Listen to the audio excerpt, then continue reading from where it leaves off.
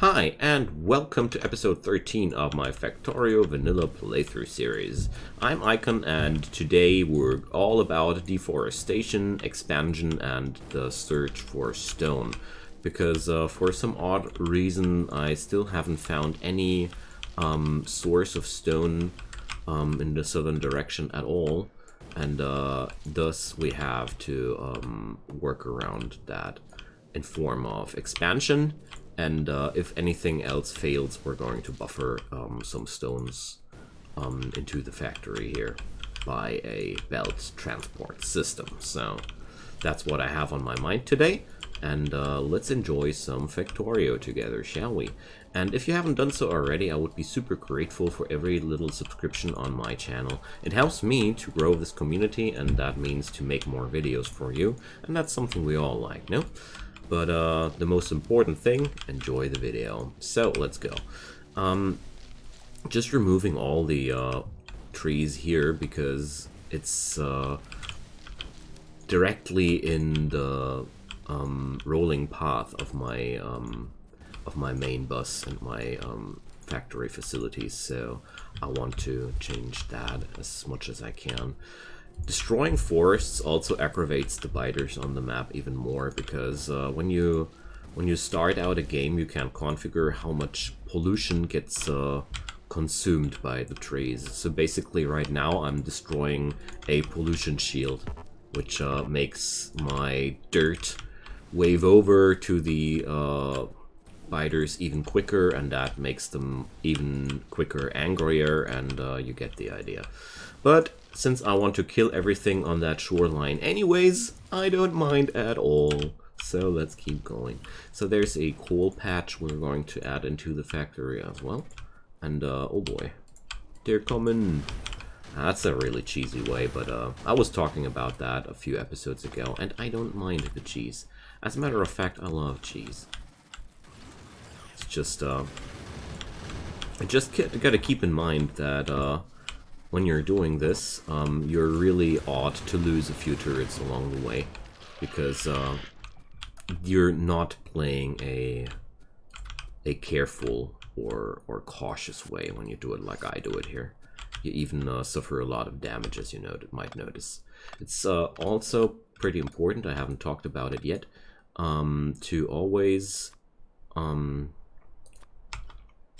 let's eat some fish. And it's always important to repair your turrets before you put them back up.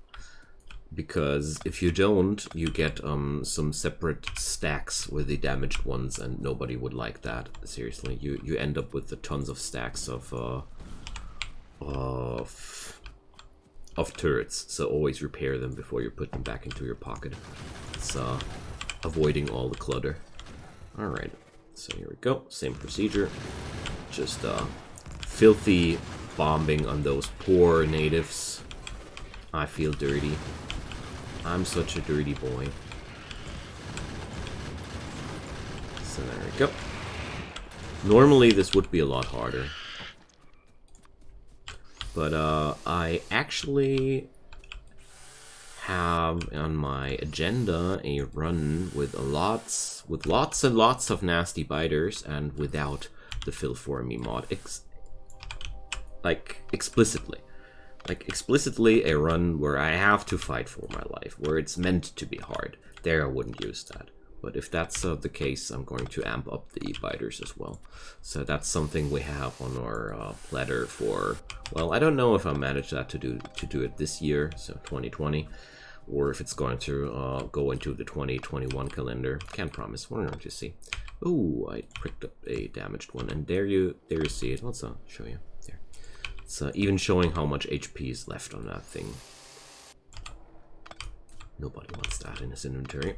Alright, so we got the biters away from the shoreline. It was a filthy and nasty fight. I can't wait for the robots to, which will help me picking up those turrets after a fight. It's really starting to annoy me here a little bit, but we're getting there. We're getting there. So let's start producing radar panels, and bring vision in this sightless land. So I'm going to start with the radar panels on this border here, because it's easier to map out the size of the chunks that I'm using right now, because I really like it if they're quite symmetrical to each other. So there we go. And as soon as the construction robots are researched and produced in a sophisticated amount, I'm going to dislodge the starter base because I grew lazy, okay? I can't do this anymore manually. I'm too old for that. Jokes aside, robots are really nice if you want to deconstruct things in a larger scale. So let's put some radar panel in the vicinity of the gun turret, because I think they should be neighbors. So here we are. That's exactly the kind of quadrant I wanted to have. So today we're going to use our new power poles, which I pre-produced during the last episode, dropping a few turrets down there as usual, and now we're going to get there with the large power poles. So there we go. That's a lot more fun, as you might notice. So I'm actually destroying that forest in my path here, because it's just the thing. If I put power poles now into that forest, the moment I decide to remove the forest, I'm going to bomb away on my own power poles, and I just like that. So picking that up with my Q button and going further. And now I'm going to take that curve. There we go. And just like with the other power poles, you can always hold the left mouse button while running, and it'll drop down a connection whenever the max range of the wires has been reached. Alright, so now we've powered on the radar. I want to remove these guys possibly, or well, the pollution doesn't go over to them, so they're still inert. Whenever the pollution cloud starts to touch these nests, they start to go bonkers on you. That's a rule of thumb. Alright. That's why these guys here are that offensive, but we're going to change that anyways. Oh, I forgot a few turrets down there. Oopsie daisy. So they're trying to eat my iron miners. I disagree.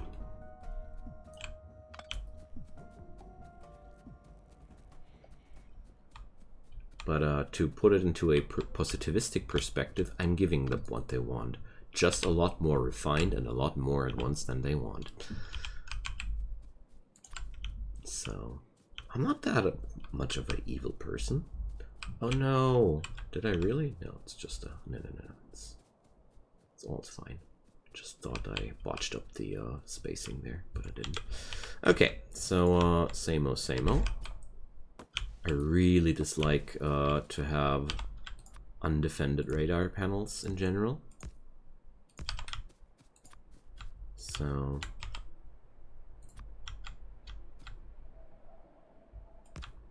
there we go. And now I'm just connecting those radar panels with those big old power poles. I really like to have the big ones. There we go. So let's just put this in between here, and problem solved. So these boys here, I hope, will scan out some stone deposits in this direction. That's my big hope. But since these radar panels will be busy quite some time, we're going to start buffering some stone today to work with, because I don't want to build my military mall without access to stone. It just feels like an incomplete endeavor, because stone is part of your military resources, period. You just need it for walls. And what kind of military complex is it without walls? So give me a short sec. It seems I have forgotten something. And there we are back now. So There goes the next radar panel. Alright, we're going to remove the biters over here too. It's only a really small nest, but it's giving our iron mines some hard time. Well, that's a little bit of a lie, but so there's a worm in the jungle. So that's how you can also kill them. So I'm going to remove a little bit of the forest here too. Just to make traveling through here a little bit less obnoxious, and also I want to pipe the power maybe through here, because that's a really nice opening and a really short way to connect my power. Alright, so I think I'm going to remove that big old nest over there too, because it seems to be pretty heavily in my way. But, well, actually not. Lucky biters, but I don't think they're going to stay that lucky. Okay. I already foresee one day they have to move out. Alright, so let's connect that thing with some power.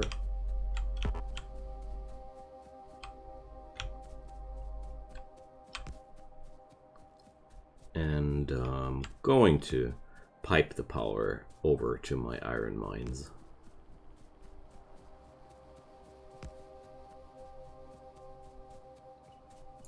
There we go. Wonderful. So this way we should be able to find some stone if there's any in any of those directions. So, well, consider myself today a little bit extra desperate, so I'm going to spread out one wing into this and one wing into that direction, because just well, maybe more, well, maybe no, we're not going to do anything here except for the things we did.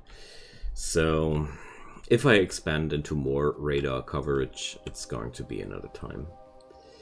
For now, and for today, the next step is now to get those stones into my factory, because I'm quite annoyed about being unable to find any stones. The big stone odyssey. But there's also a pretty nasty shortage of oil down here too. So that might be a bit of a problem in the future too. Alright, but now it's not the time to talk furthermore about problems. Now is the time to talk about solutions, because we're going to build some solutions to our problems. So I'm going to pick up a really large amount of red belts now. I think my inventory will burst with red belts next. Yes, that's exactly what I wanted to see. So, there we go. Just some more items to work with here, because today we're going to install this little buffering system, and I'm going to share my thoughts about that topic as the intermediate Factorio player that I am. Seriously, there are people out there who are really doing things I admire greatly. But at the same time, this game does this to you. Whenever somebody else builds something genius, it's wow and astonishing to you. And whenever you build something genius, it's like, well, same old, just more work. It's hard to recognize your own achievements sometimes with this game. It's way easier to recognize other people's achievements. That's a general psychological thing, but it's something I've witnessed with Factorio quite a lot.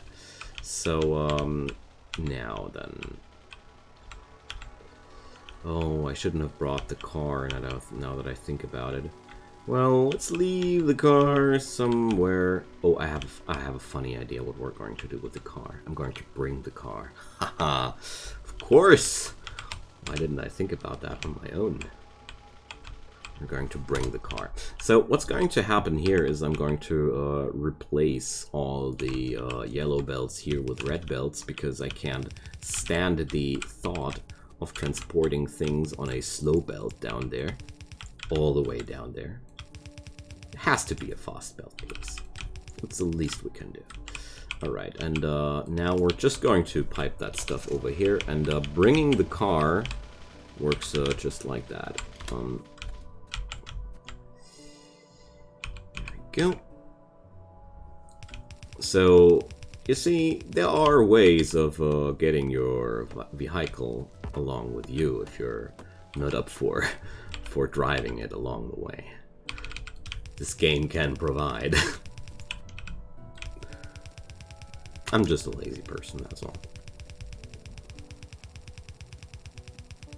Alright, so right now we're expending a lot of red belt for this endeavor. This is a thing which is already long enough to justify the use of trains, but I didn't want to use trains as of yet. I'm a big fan of only using tools if I need them, not because I can. Yet again, that comes from my laziness.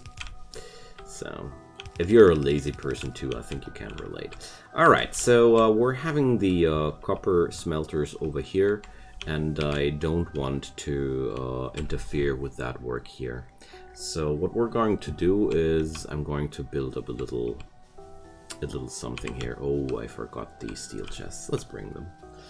So we're going to build a system of chests here, which just stores as much as possible from that stone in chests and transfers it to another belt where we're using that stuff for our factory. This is something I do mainly because I want those miners to work non-stop. I want them to work all the way down that down that ore patch until it's gone, because I'm in such a shortage for stones that I want to have the amount that's up there down here. And since I won't be requesting stones that often, 100,000 units of stone can get you quite a far away. So the thing here, what would be happening is I would be getting a very, very bad throughput of stone once we request a larger amount, because the distance between that stone patch and the actual factory is pretty high. So what I'm doing here is I'm creating a storage zone with that buffer out of these chests, and this shortens the transport way. Its big downside is it's limited to the amount of stone which is in the buffer. Once the buffer is empty, there's coming nothing new behind that, because that's the downside of buffers. When they're empty, they're empty. Their buffers are really bad at reflecting the amount of income for your factory. Anyways, so let's talk about steel chests. So a steel chest has 48 units of storage in it, and I think, if I remember correctly, stone stacks up to units of 50. Let's check that out. Yeah, it does. So that's 48 times 50. That means we're able to store 24k in one chest. Okay. Let's ask that calculator. I get really bad with these numbers at some point, so I really like to double check my calculations. No, it's 2,400, you see. Bad with the zeros. So that means we're going to need quite a substantial amount of these chests here. So what I'm going to do here is, so let's see, I'm having now 11 of them. Let's make that 10. So 10 of them are 24,000. That's just what we've calculated. So to store the amount of 108,000 up there, let's take our calculator just for help. So let's calculate 100,400 and divide that through the 2,400. And we found out that we need about 44 chests to fill that stuff upgrade. So maybe I'm going to keep portions of 11. Alright, so that's 1, 2, 3, and 4. That's enough room for all the stone of that patch to fit in. And sadly having no stack inserters as of yet. These are moving entire stacks between in between a chest. It's a pretty nice way of storing these things. And here we are now going to put that stuff back onto a belt there. So since this is a really, really large... oh, I just realized how stupid I am. It doesn't work that easily here. So we gotta break that up like this. And I don't care about the fact that it's now not enough to store all the iron, all the stone in. It's okay. So, oops, wrong one. I want the big ones. There we go. So this is a pretty basic and simple buffering system here. I'm also putting in a splitter here to make sure we're filling the other side of the belt too. And there goes. The only reason for this whole thing to exist is to empty that patch of stone. And my personal opinion towards buffering is awesome as long as you have a good reason to do it. If you don't know why, just don't do it. Reasoning, if you're ever buffering without reasoning, most of the time it's just useless, if you're lucky. If you're unlucky, you can screw up your whole supply line, and yeah, well, that's a little bit over exaggerating, but overall, it's really not doing your factory any favor. That's a less dramatic way to put it. So I'm going to bring some mixed belt here again, as you might already think, for the bricks. So with bricks, I don't need that insane amount of supply. So if we're setting up some little Helmod calculation helper here. So for 15 bricks, you'd need the same amount of smelters, just like with the other things. So since I'm not going to need such a insanely high amount of bricks ever, I'm just going to be happy with, I don't know how many. Haven't thought about that yet thoroughly. So I think we're just going to start with just a small amount. I don't want to mess around with the brick production too hard here. I just want to have these materials available for the factory. So most of the time you just need quite minuscule amounts for mall productions and military productions. But we're going to amp up that production if necessary. That's the plan here. I'm just going to increase my production if I am going to need more of that. So I'm going to store those red belts inside my car because red belts are something I rarely use in an everyday scenario. So, well, not as of yet. Later on maybe, but not yet. As with the buffers goes the same thing with your belt speeds. Only use what you really need. So you're doing nobody a favor if you just think you have to use the best stuff everywhere. So simply not true. Your tools should always be sufficient for the job. But a little bit of overkill never did hurt anybody. Alright, so next thing on the plate will be to create the lanes on the bus for those new materials, because we're destroying our power supply visually on the way. Sorry. Let's repair the car and think about how I'm going to let that flow. I'll need stone, I'll need bricks, and I want coal. These three resources are quite important for your factories in general. More important than I really like them to be. Alright, so I'm going to do the same Basic setup we know and love. There we go. Going to transport those bricks along that way because this way I can expand the smelter column easily and increase the amount of produced bricks without hampering around with the flow direction or without having trouble with the flow direction. Don't need to take any extra curves and such. So we're running already pretty close to the big junctions. I didn't like that turn. I want to go one column like that. So you already might notice that I really love to leave a grid of spacing between things. Alright, so let's check out the main belt here.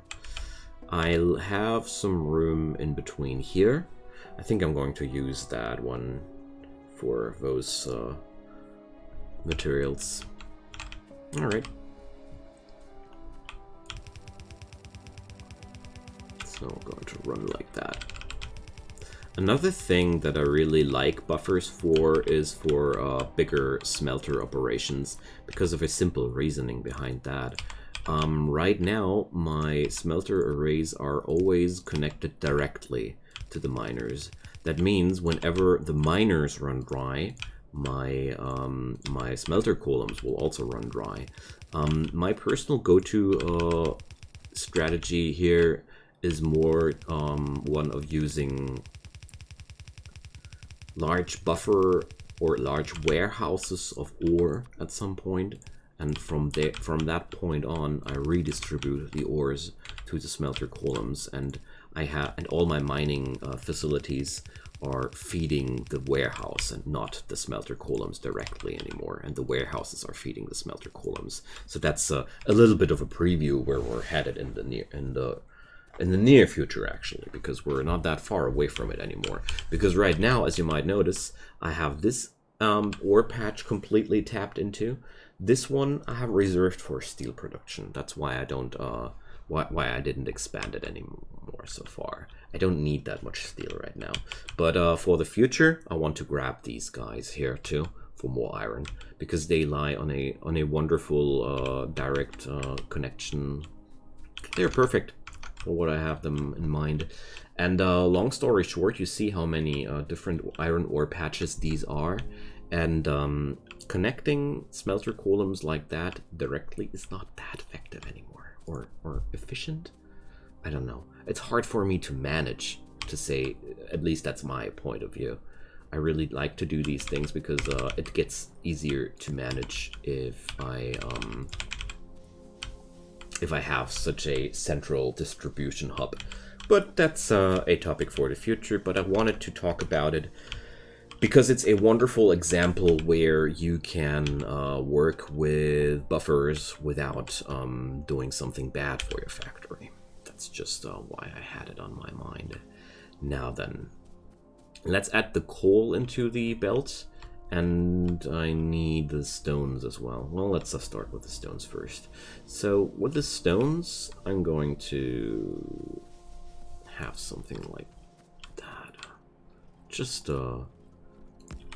leisurely splittering that off here and leading that towards the main bus. So this is going to be a very, very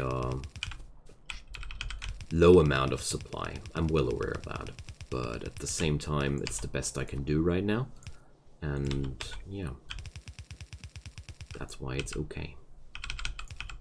And a main bus without stone would be even worse. It's just what I have on my mind. But as you notice, the space starts to grow and grow more and more wide. I really tend to these wide building styles. And speaking about which, I have left an open flank on that little smelter column. So there's one thing though I have on my mind which will determine how many bricks I'll actually need, and that's the amount of bricks we need for 2 units of military science per second, so that's 10 units of bricks. So we're going to increase the size of that smelter array for sure. Yeah, turrets. That was well, let's do that right away. 2, 4, 6, 8, 10, and 12. So perfect. Just can copy that and paste it down here, and we're just going to copy that, rotate it, and well, I can't paste it down there because of the things in its way there. But I'm pretty low on belts anyway, and this way I at least ensure 7.5 units of bricks per second. So that's a start. But I already noticed that it looks like my my buffer has trouble to deliver. How so? I think the traveling distance of the goods is already a problem. Well, by no means did I expect a efficient array. I'm happy that it produces. That's all it takes. Just wanted to finish that one side because that makes it easier for me to find out where I have to place down my turrets. Alright, so I'm going to finish the belts now. Hope that some source of stone will pop up at some point. It's quite nasty. Didn't expect that kind of problem for this run for sure. But one thing I have learned across the years, there's always some kind of problem you don't expect. Alright, let's leave the car up here. Don't want to walk too far.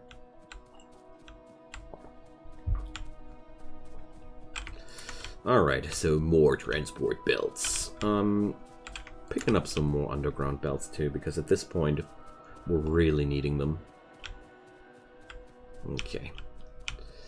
So stone and bricks are not too heavily requested in general, but when you need them, you need them. Same goes for coal. I'm going to put the coal supply for the main bus on some separate miners as well, because I personally have a strong dislike towards mixing my my coal miners, which are used for power generation, with my coal miners, which I use for other productions. It's just something I really don't like to do. And with stone and bricks, I really like to run them really close to each other, because I feel like they belong to each other. And on the main bus, I really like to go for some compact solutions at times. So tell you what, we're going to change that. Sometimes when one situation makes a lot of underground belts necessary, same goes here, I really like to simplify things, just because it saves some resources. Okay, so last things for today are the coal supplies, and then this place is ready. So next episode will be hopefully finding some stones out there. Come on! I've expected something. Okay. Looks like I'm going to put out some more radar panels out in the wilds. And I'm going to start crafting the railroads already. Speaking about which, I'm going to start and research the railways now, because this railroad system will be a major addition to my logistics mall course. Logistics is trains are a part of the logistics department. There's no doubt about that. Alright, so let's check out these guys over here. 38 miners, no problems. Alright, so we're going to use the other half of the patch now for other projects. So this is a pretty heavy-duty coal lane then. Coal belt, I mean, but I don't mind at all. I assume that until this patch runs dry, I might be running on nuclear power already, so I'm not too worried about that. Railway finished. So this now gives you the rail technology. You see, stones, steel plates, and iron sticks. There's the stones again. Engine units, we're going to construct those during the next episode. And then goes the dreaded rail station systems. A lot of people really dislike that. And I'm going to... My plans for implementing the rail systems, because I was asked if I do such things in the series too. I'm going to do it as I did it all the way with the series. I'm going to start small, so expect some really super simple, foolproof designs that don't use the potential of trains to its full extent to begin with. So you know how to deal with it if you're just having trouble getting your head wrapped around it. And then we're going to grow into more sophisticated designs along the series. At least that's my plan. I don't know if that's going to be exactly what's happening, but I'm going to research all the rail technologies now, because it looks like I have to import my stones from a really, really lengthy distance, and this is the perfect example for when the usage of a railway system is ideal. Oh, I really should have taken a turn over there. There we go.